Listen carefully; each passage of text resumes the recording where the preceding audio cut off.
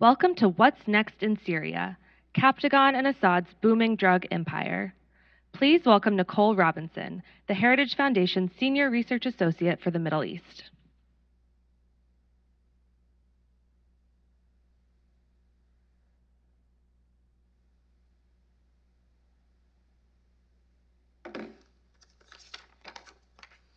All right, good afternoon, everyone. Welcome to a very special public program today at the Heritage Foundation.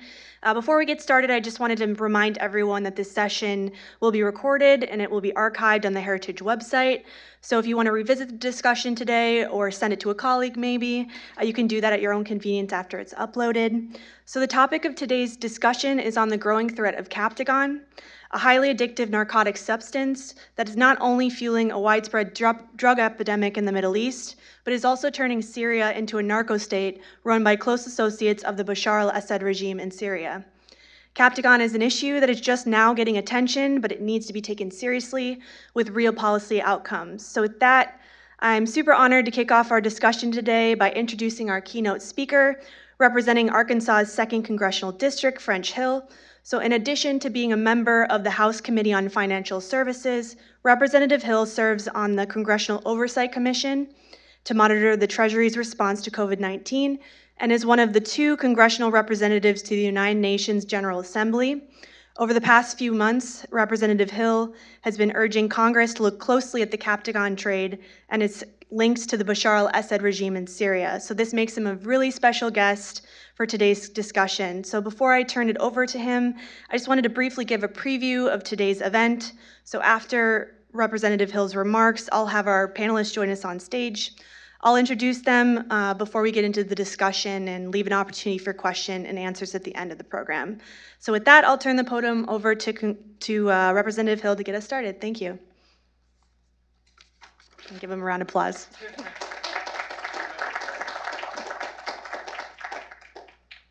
Well, good afternoon, and it's great to be back at Heritage. This is a place that's been a second home for me for many, many years, going back to the 1980s when I was a author of a chapter in Mandate for Leadership, so that dates me, but it's always a pleasure to see Heritage do good work. Nicole, thanks for the invitation and the introduction for being here, and particular thanks to Carolyn Rose at New Lines, who's done an outstanding job, and I think raising the attention that Captagon deserves. And it's certainly very, very important that Captagon's gone from relative obscurity a year ago to see more think tanks, more government action, more media interest in this topic. We all know that back in 2011, Assad committed to burn his country rather than submit to a more open society. In addition to regularly committing war crimes against his own citizens, the Assad regime in Syria is now becoming a narco-state.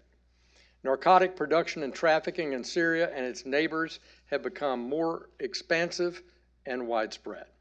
The current epicenter of the drug trade is in territory controlled by the Assad regime. These drugs not only cripple local populations, serving to undermine families and local communities, but they also serve to fuel hostility and finance the Assad regime and Iran-backed groups in the region. While the impact of the drug trade was localized a decade ago, it's since grown to serve as one of the main drivers for the ongoing conflict, with its terrorizing transnational tentacles reaching out from its hub in the Levant across the globe.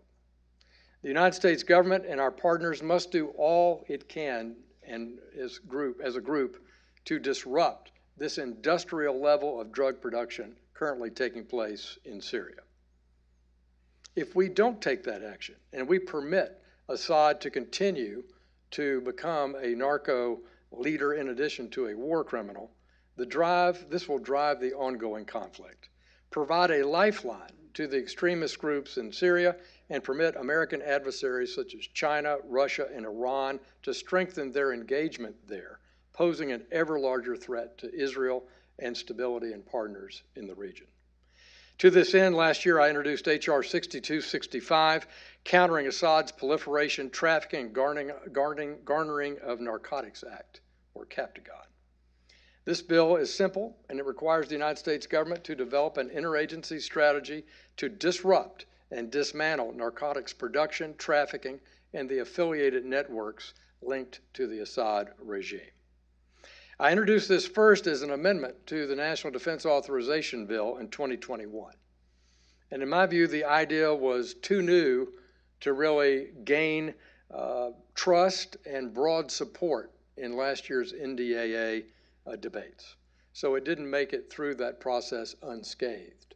But we did get the hook of report language in last year's NDAA on this as a challenge. However, it allowed for us to get the principal committees on both sides of the aisle to work together and narrow down language that we were all comfortable with, and that's the bill that I've introduced as a standalone measure. The bill passed as an amendment to the NDAA in the House this year, and we now have conversations between the Foreign Affairs Committee in the House and the Foreign Relations Committee in the Senate that this is a priority from the Four Corners leadership for this year's conference.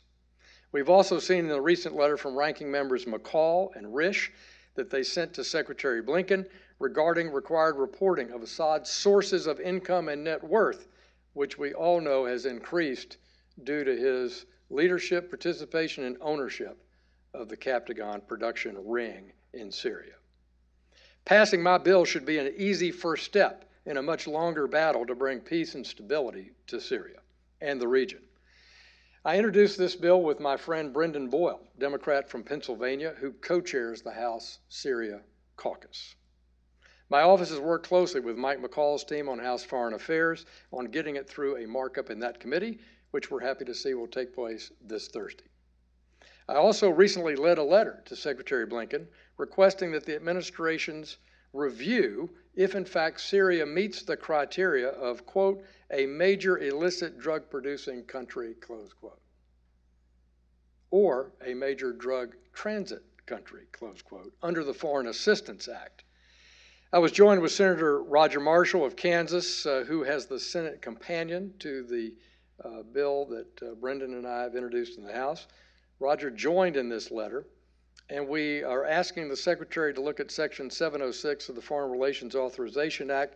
It requires the President to submit an annual report that identifies each country determined by the President to be a major drug transit country or a major illicit drug producing country.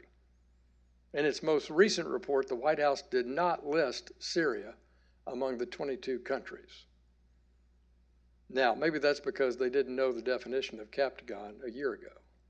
But there's no excuse this year, I think, due to the work of many across this city and in the State Department, Homeland Security, and others. I think people understand what Captagon is, the scope of it, and the interdiction and the public source record of its distribution and production.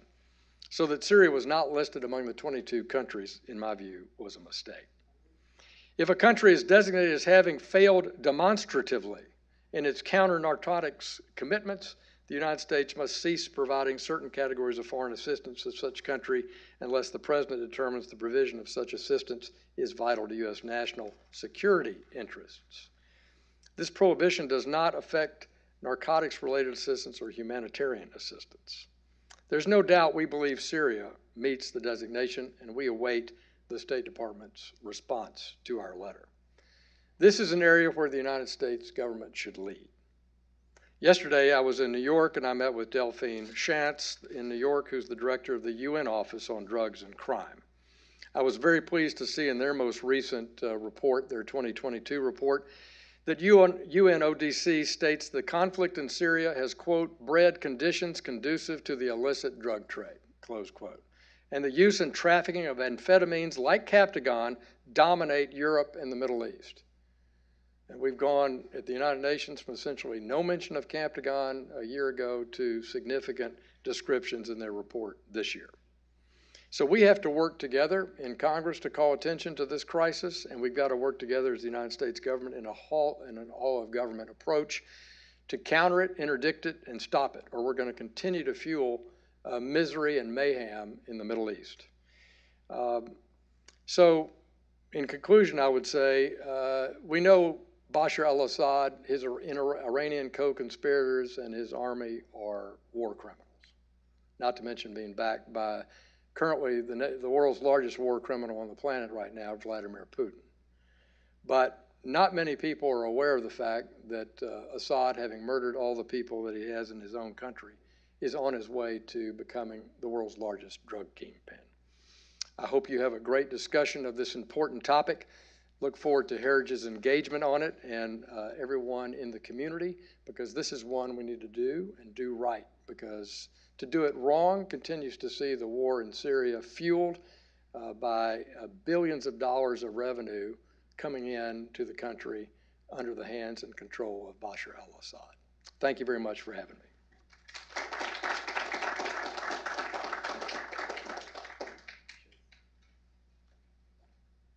All right, thank you, Representative Hill, for those very insightful remarks. I'm just going to invite our panelists today, Ms. Caroline Rose and then Dr. Mohammed Bakar Ghabais to the stage, and we'll get started.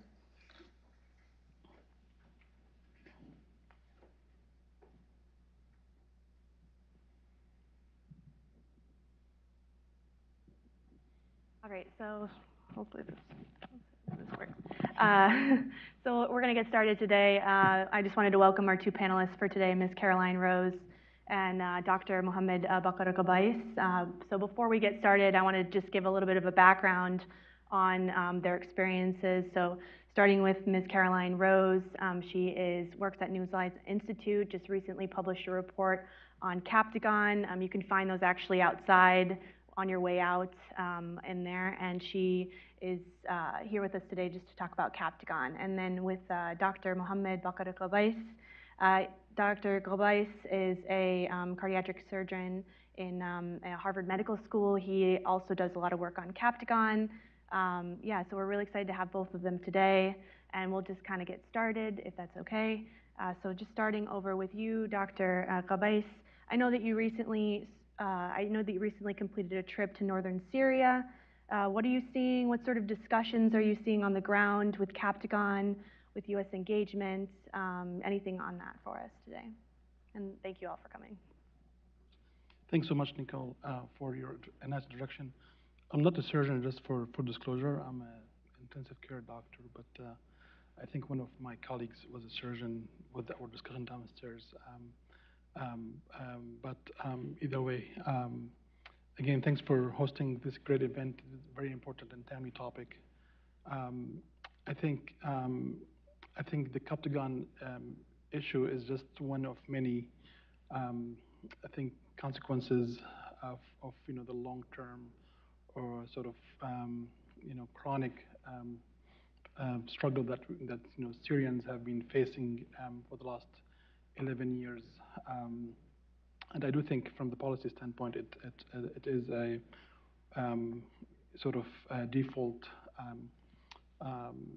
result of lack of a meaningful, policy from the international community, of course, the leadership of the United States government as well. I think having Syria being in the back burner, if you would, of the U.S. foreign policy, has resulted on this, crisis lasting for this many years. And I think the Captagon issue is just again one of many sort of wake-up call, if you would, to what has gone wrong, in Syria. And I appreciate the leadership of Congressman Hill and Congressman Boyle on this very, critical issue that will be evolving if we don't make a stop to it in the very soon future. In terms of my visit, to the region, the average Syrian has really been, very frustrated of what has been, happening in terms of, attention to, their daily struggle of obviously, the economy, and the inflation and all the negative consequences, of the Ukrainian invasion by Russia, and of course COVID before has its own impact. But at the same time, the average Syrian has really been affected greatly, I guess, from the conflict. Insecurity on all levels, food for sure, and other aspects. You know, people, I would say, walking in the streets of northern Syria, when people see or know that you have a sort of U.S.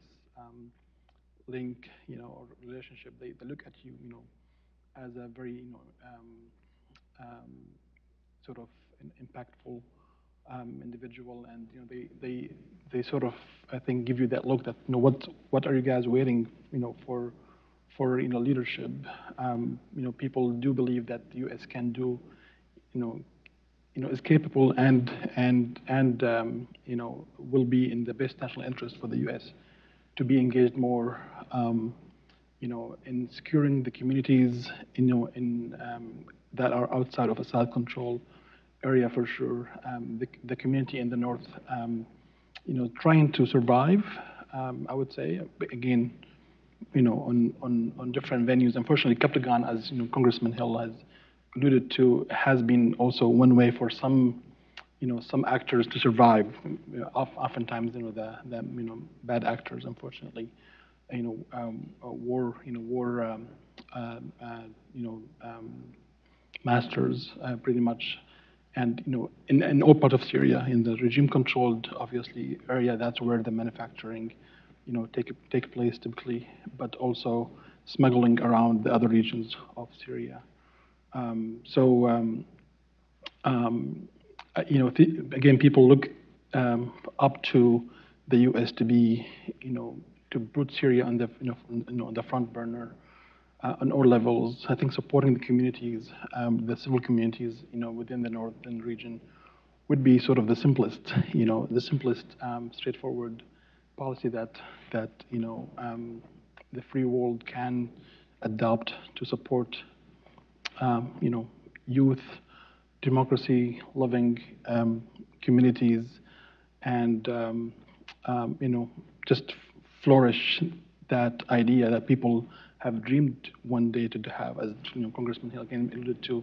11 years ago, the people of Syria tried to live their dream, and I feel like there's an opportunity still, and up until today, for that to still happen, and supporting them, on all levels will get us there.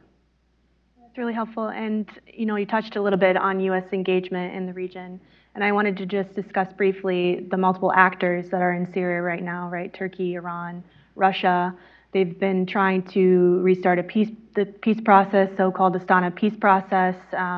Obviously, there was a visit last week of Turkey in Tehran. So, from your perspective, why should the United States still care about Syria? What does it say about these multiple actors being in Syria and sort of the situation on the ground there?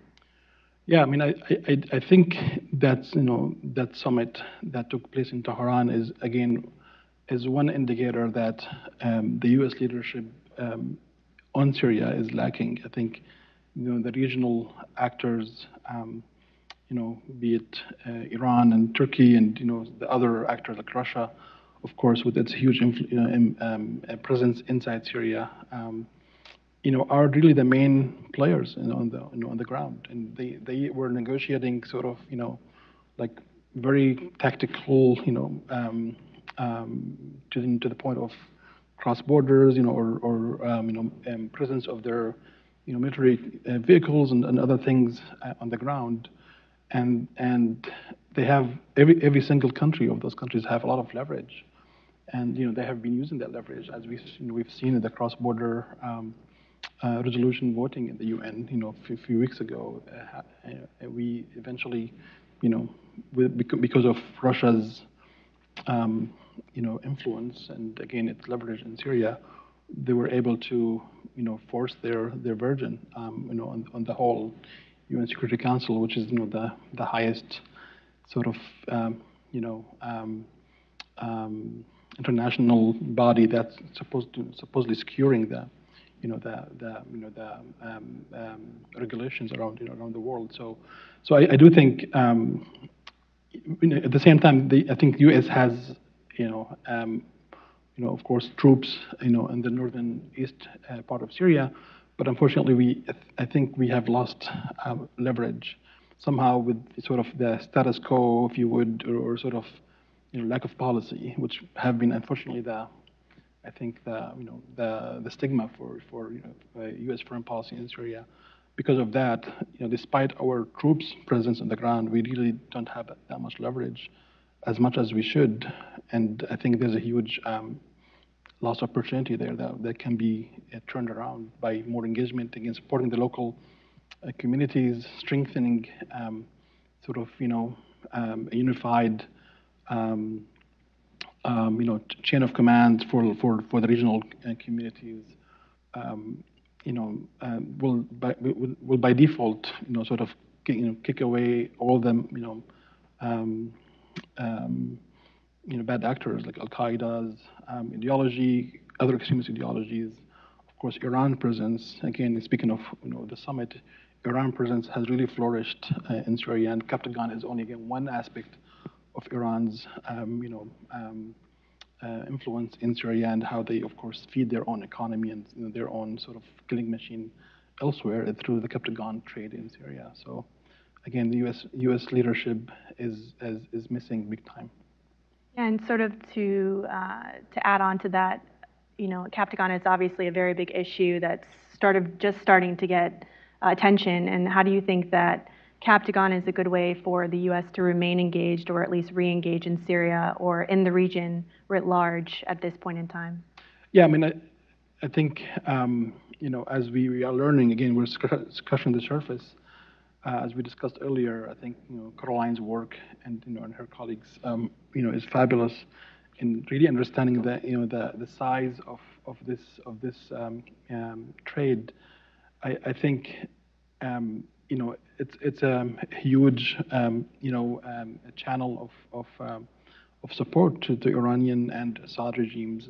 Assad obviously is an enabler for Iran's in the region. If we want to, impact Iran's influence in the region, Assad is where we should start. Same as Russia, as we have learned the hard way that Syria's playbook have been copied in Ukraine, and if any, the main ally for Russia in the region is Assad. So I think Captagon, again, is how Assad is surviving the sanctions. As we're learning, the Captagon trade is really run by the close circles of Assad himself and his family. And they are the ones who are targeted, by sanctions, not the average, Syrian citizen. So those same people who are being sanctioned are finding ways around that, and Captagon is one way for them to escape sanctions, to survive, so they can again be enablers to Iran and Russia, and to sort of continue the if you would, lack of cooperation with the UN resolutions to really end this conflict in Syria. The only way for Assad to come to the table is really to cut all the supporting channels for them to come to the table to only negotiate a settlement, not really to topple the regime or anything, but they won't, because they have ways to survive. And Captagon is again, we're learning, it seemed to be one of the main chains, chain of supplies that Assad is using to survive. So I think by adopting strategy to cut that trade and manufacturing, again, beside of course the negative health consequences on the youth in the region, of course, our allies Jordan, we've learned, Jordan, we are learning even more, has been impacted big time by this trade, and of course other countries in the region, and maybe in Europe as well. So I think the more we sort of observe and not intervene, I think the more we will live with consequences of this in the future. I think that's really helpful, and thank you so much for those insights. And I just wanted to highlight Caroline here. So she wrote a very extensive 3-year report study on Captagon. I mentioned it briefly, but it's outside if anyone's interested. Really awesome. I was just starting to get interested in Captagon myself, and then she publishes this wonderful report that gives a very detailed look at Captagon, its networks, and its trade. So Caroline, just turning to you, I know we've talked about Captagon. It's got a weird name. Some people, when I mention it, don't really know what it is. So if you just want to outline for the audience here in the room and then virtually sort of what is Captagon, and why is it so damaging, not only for Syria, but also for the region, other parts of the region? Absolutely. Well, first off, thank you so much to you, Nicole, and also to the Heritage Foundation for hosting us. This is a really great opportunity to discuss not only the trade itself, but also, of course, the geopolitical and security effects and health effects in the region. And I also want to thank for having us both here to really address that health side and human security side of the coin, which I think is very often neglected in the discussion about Captagon. My journey with Captagon began over 3 years ago. I, like many, did not know what Captagon was. Again, this was a drug that I was not very familiar with and kind of stumbled into accidentally to really measure and assess the relationship between the trade and, at the time, the Islamic State. And throughout this journey of researching this, along with my co-author, who I would be remiss to, of course, mention, Alexander Soderholm, who is in Lisbon and hopefully watching somewhere in Portugal. We really did assess this relationship with the trade and the multiplicity of actors in Syria and in the Middle East at large. And around 2019-2020, we started to see signs of state-level participation and complicity in the Captagon trade. In addition, of course, to participation with a number of non-state actors as well. And really, what's very fascinating about the Captagon trade and how Captagon has evolved is this very winding road. In the 1960s, Captagon emerged on the illicit pharmaceutical market, produced by the German pharmaceutical company called Degussa AG. And Degussa produced Captagon with the formula of phenethylene to essentially address a number of attention deficit disorders. Sometimes it was prescribed as a weight loss substance. And again, it was sold and it was consumed in an illicit manner.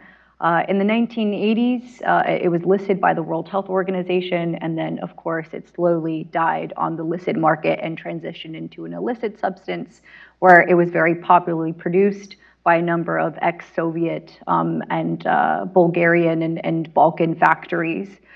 Then, of course, in the early 2000s, it shifted to the Middle East, particularly to Lebanon and Syria, where, of course, we've seen the trade thrive today.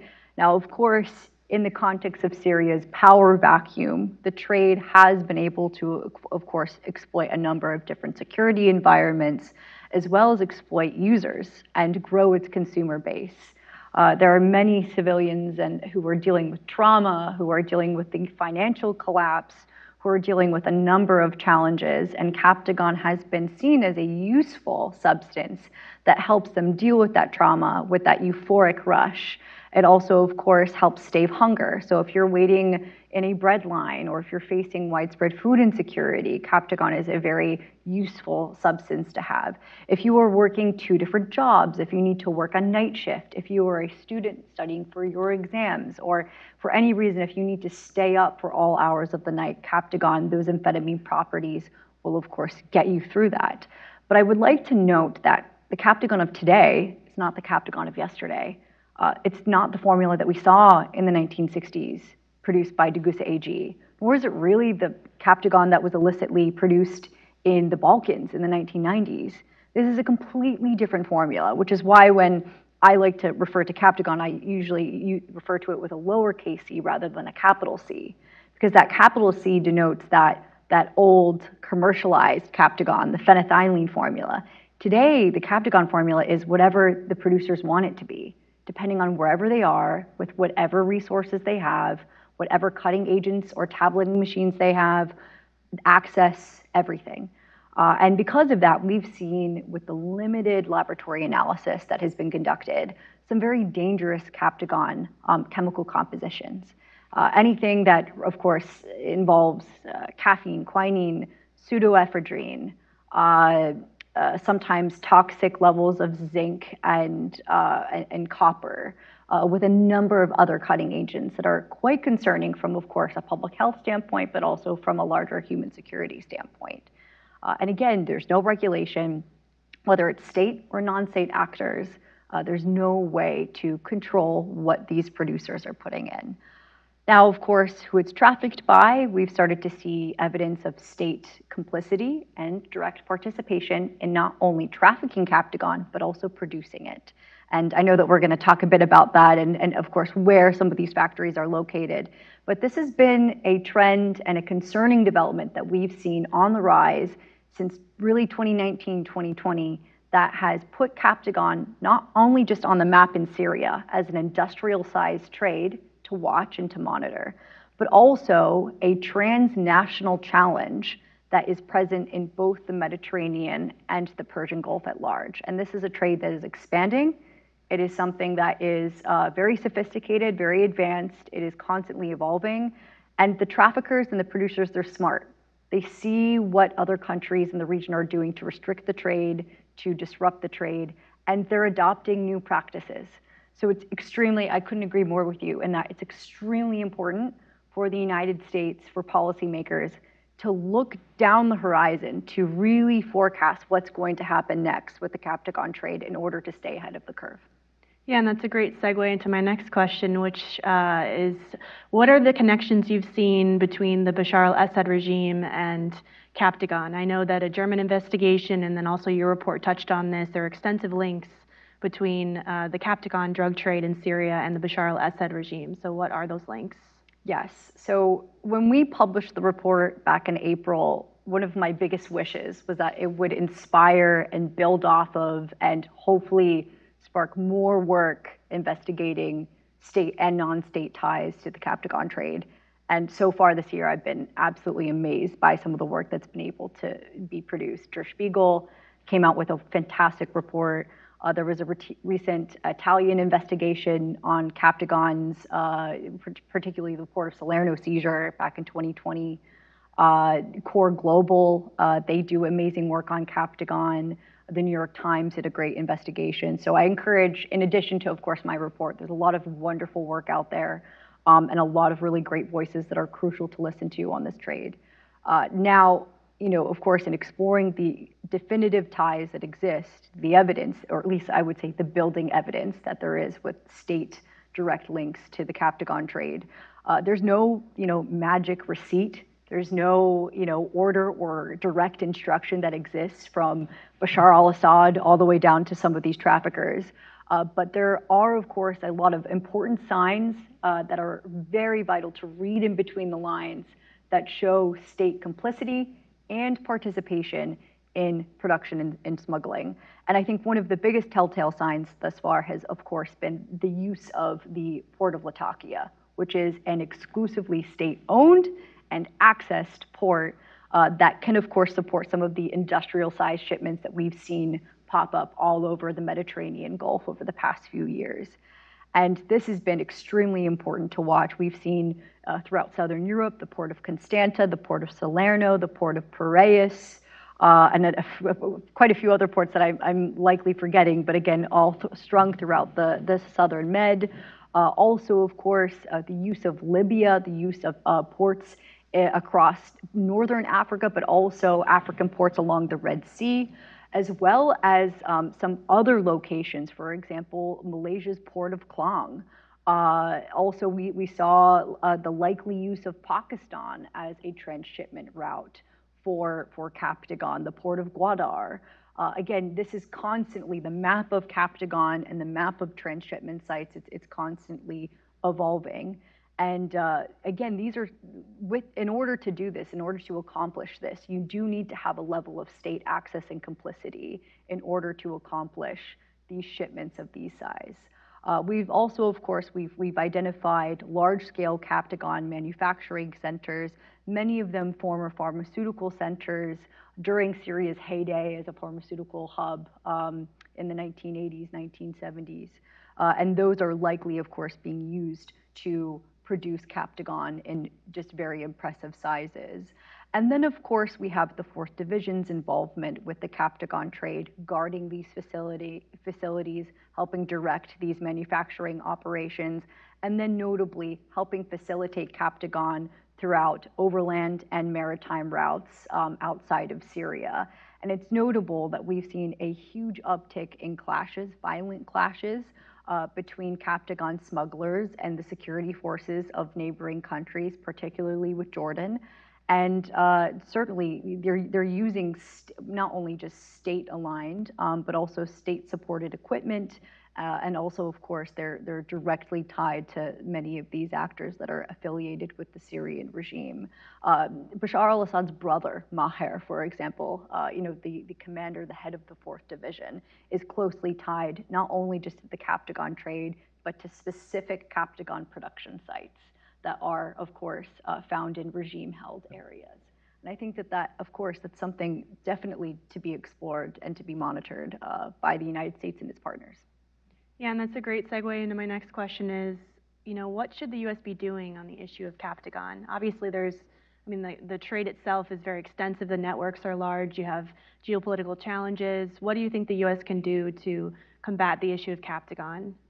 Well, I've been extremely encouraged by the past 2 years, and that really I think the policy community has been woken up with the Captagon challenge and has been recognizing its geopolitical security and healthcare effects. And I think that, of course, as Representative Hill mentioned, this push to adopt an interagency strategy is incredibly important, not only as it's seeking to monitor the Captagon trade, but also to promote accountability. I think that that's such a huge key element of all of this, is to continue to shine a light on these connections, to shine a light on the healthcare effects, to shine a light on these clashes and potential state involvement, whether it's the 4th Division, Hezbollah, and other Iran-aligned actors, because these are all adversaries of the United States and its partners in the region. So it's very important that we continue with the accountability efforts. We also, as we are seeking to address some of the security elements, we also, of course, see this challenge as a health and mental health challenge as well. We start to serve as a proactive force in the region, help medical facilities and treatment facilities that are looking to combat this trade, promote better intelligence sharing between trustworthy allies and partners. We also, of course, promote better monitoring and recording capabilities. We need to conduct more lab tests. We need to measure how Captagon's formula is changing. And then, of course, also identify how the Syrian state and how some of these non-state actors are using Captagon as an alternative revenue source, not just to fund their operations, but as a loophole with U.S. sanctions and U.S. policies. I think that is incredibly important, because this is something that really, I think, is a blind spot thus far for the United States. Yeah, that's really important to talk about, and thank you both for your very awesome remarks. I just wanted to leave the floor open to anyone who has a question. We have 2 microphones, one on the right and one on the left, or my left and right. So if you have a question, raise your hand. Yeah, there we go. Thank you, Dr. Ross, for your insightful presentation. And my question is Captagon the only drug that the Syrian government is complicit in, or there are other drugs also? It's a great question. I would say that thus far, I have not necessarily studied the tramadol, a huge emerging challenging issue in the Middle East, as well as, of course, methamphetamine. But certainly, hashish seems to be a key element and something that is trafficked in conjunction with Captagon, as well as sometimes small arms and a number of other illicit substances. But Captagon overwhelmingly is the substance that I really do believe that the Syrian state has had the most direct participation in production and smuggling. Yeah, I think I have learned actually from my visit to the locals in northern Syria that there might be some new substances, like a new, probably synthetic, sort of quote-unquote advanced types of illicit drugs that have been used. So probably Captagon is the most sort of profitable, brand. But I think there are some. I think I learned about something. I don't think they know the name yet, but Hezbo or something like this.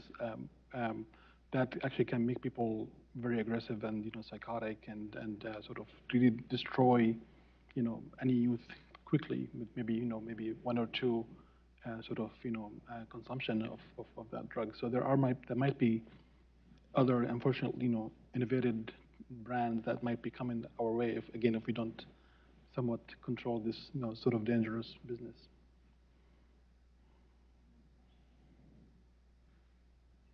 We have questions from online. Is there any indication that Captagon is being distributed in the United States? Who wants to take that one? I can take it. There's been no evidence of this whatsoever. And again, there are a lot of concerns about this potentially trickling into European markets.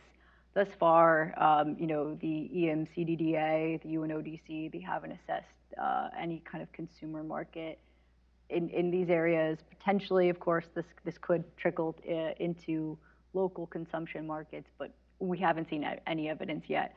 I would bet higher odds of Captagon expanding in Africa, also potentially in South Asia. But again, it's still extremely prevalent in the Gulf and in the Levant. Some of the emerging larger consumer markets, I would say right now, are Jordan and Iraq, which of course present a lot of concern. No, I agree. I haven't heard about anything about the Captagon being in the U.S. I think Saudi Arabia, I think Jordan, of course, some of the European countries, Italy, I think, and Greek, but I haven't heard otherwise. Do you have anyone else with a question? Do we have any other online? Oh, yeah, go ahead. Building upon the last question, is areas like Ethiopia with the Tigray conflict, in Yemen with the Houthis conflict, do we see that it's particularly warfighters are given to the young warfighters that are often drafted into that conflict? Are they the ones that are particularly being targeted with these drugs? And if we have a cohesive framework for trying to deal with this on an international stage, even when these conflicts are gone, we're still going to have these youths that will grow up into men that are going to be addicted. Is there any framework that we have for dealing with that, for helping them come through what will be a crippling addiction in the future? Caroline, if you want to start. And then Sure. I feel like you could definitely I can talk weigh in a about little the bit. addiction Sure. element. I can talk a bit about kind of the conflict dimension of this. And this is what really inspired me to first dig into the Captagon trade, was the almost exclusive association with fighters and how they enhanced fighting capabilities. I think it's good to remind ourselves that Captagon, it isn't, this magic pill that is going to overnight make someone better and enhance their combat capabilities. It'll keep you up, and definitely if you only have, like one meal with you, you won't be hungry. Sure, it does, of course, spark this euphoric rush, but it doesn't make or break someone's combat performance. But still, I think, as in a lot of combat environments, substances are used, and this has been seen as something that does enhance slightly a fighter's capabilities. Whether that's a stereotype or not, we can't necessarily deny the fact that it's used, especially among 4th Division forces, also, of course, among Hezbollah fighters as well. And we've also started to see, again, I've been monitoring this very closely, but there's been a lot of discussion about, will this come to Ukraine, right? Will Captagon trickle into a new conflict zone? And we've already seen a number of Russian-sponsored state media sites report Captagon being found with Ukrainian forces. Again, none of this is verified, and none of this looks like Captagon, but that narrative exists. And so I think that It's always possible, and if so, this definitely would mark the expansion of the Captagon trade into Eastern Europe. I think that would definitely be notable, and it would be a challenge. And I would love to hear your remarks on this, because Captagon addiction and treatment services, I'm not a medical professional, but it is a bit of a tricky equation because it's not like other drugs, and it's not like the rehabilitation treatments that are a bit more commonly found in the region, and a bit more accessible. So that's been definitely a big issue that in my discussions with the medical community, this has been something that's hard to identify. Yeah, I mean, and I don't claim to be the expert either, on addiction as I guess medicine or specialty per se, but from my sort of public health knowledge, and again communicating with the medical professionals on the ground, there is a huge burden on the public health system, obviously from this, in any sort of setup that is meant to help their own citizens. Again, from my own visit to the north portion of Syria, where there are sort of mostly individuals interested in helping their fellow citizens, and like the Assad-controlled area where the government the regime sort of controls the whole system from top to bottom and sort of manipulate it to their advantage. But where there are citizens who are willing to help their fellow citizens, it's a huge and draining system for the public health system for sure. I haven't heard from, again, communicating with locals on the ground, that they use it to make the fighters high per se, to make them sort of want to fight more or focus more. I think it's probably a side effect of the war sort of circumstances. This might be, I guess, sort of the modern war sort of style that we will learn more with the I guess generation and other aspects of new manufacturing. But this might be sort of a side effect for any youth, 18 years old or 19 years old, who's fighting and they have nothing else to do. They might just might as well use that. But I don't think it's systematically used by commanders to make their fighters high. But I think first because maybe just the sort of the age and the lack of education and access, of course. And I think second, oftentimes I think the smugglers can be those fighters or affiliated with some of those fighters, because they have sort of free access to all the cross borders points and other ways. So again, it just happens to be easier access for them, and they might be exposed more easily than others. Yeah, and that's really interesting. And I think this is an issue that's just going to really pick up steam in the next, couple of years. Hopefully there's more research. There's still a lot at play, and there's still a lot that we don't know. So I think that, the work that both of you guys do on this, on Syria, is really helpful. So I just wanted to wrap it up there. But thank you so much, both of you, for taking the time out of your day to come and speak about this issue. Particular shout out to Dr. Ghabais, who organization Center for a Safe and Secure America has really helped put together this panel discussion, and it's been sort of helpful there. And Caroline, in particular, for your wonderful work. For in-person audience, there are copies out front, her executive summary, and then also the full extensive report. Feel free to pick that up. It should be on the left on the exit. And then for virtual audience members, we'll be sending that out in a follow-up email. But thank you so much. If we could just a quick round of applause to the panelists here today. Thank you.